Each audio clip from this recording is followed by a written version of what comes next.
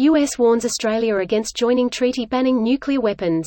Here's a summary of the article. The United States has warned Australia against joining a landmark treaty banning nuclear weapons, saying the agreement could hamper defense arrangements between the US and its allies. The comments follow the Albanese government shifting Australia's voting position on the Treaty on the Prohibition of Nuclear Weapons to abstain after 5 years of blanket opposition by the coalition government. That is a reference to Australia relying on American nuclear forces to deter any nuclear attack on Australia, or the so-called nuclear umbrella, even though Australia does not have any of its own atomic weapons. While the United States understands and shares the desire to advance nuclear disarmament goals, we do not support the Treaty on the Prohibition of Nuclear Weapons, a spokesperson for the U.S. Embassy told Guardian Australia.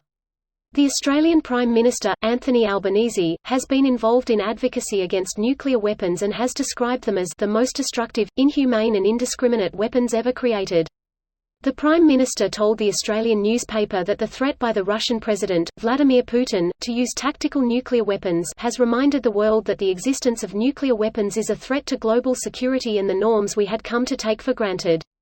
Romold raised concerns that the plans for hosting of US B-52 aircraft in Australia could escalate regional tensions or involve nuclear weapons, which Australia has committed not to station under the South Pacific Nuclear Weapons-Free Zone. This post received a score of 5,400, with an upvote ratio of 95%. Here are the top comments in response to this article. It's stupendously difficult to ban nuclear weapons because everyone who agrees to ban them will be ruled by the countries that decide not to. Australia is also incredibly important to America's defense grid. After Ukraine, it's crazy that anyone would give up on nukes or nuclear protection. It's clear that even if you directly border a powerful ally, that unless you are under the explicit protection of a nuclear power, you're ultimately defenseless. Yeah, it being crazy to denuclearize because of what happened to countries that did denuclearize is the reason countries like Iran and North Korea don't want to give them up. I'm pretty sure Iran does not have one, nor have they ever had one. They have a program that might lead to one. And I fully expect either the US or Israel to strike before they get one. Nukes in unstable countries are bad for the world. Look how much BS we deal with from North Korea, who by all legitimate metrics would be a third world country in dire need of humanitarian aid, but we still have to treat them like they could attack at any moment. Fun fact, not sure if aware, but since NK has declared itself a nuclear power a little over a month ago, their doctrine for nuclear launch is first strike if they feel that their government, sovereign territory or any other perceived threat. They live in a perpetual state of existential crisis, so they could perceive literally anything as a threat warranting a first strike attack.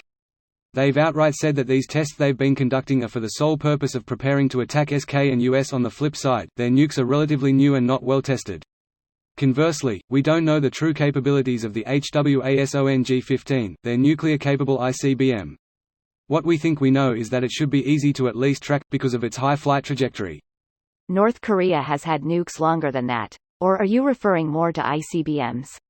I'd be much more worried about their testing sub-launched medium-range nuclear-capable cruise missiles.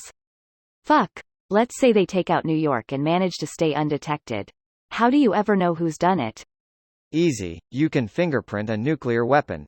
I can't remember all the details, but basically you can tell where the uranium came from post-detonation and go from there.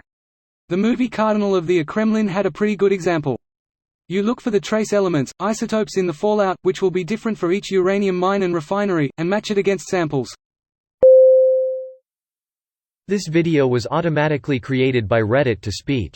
The article and comments in this video were selected from Reddit according to their upvotes, and any paraphrasing was performed by smmry.com, without any human intervention.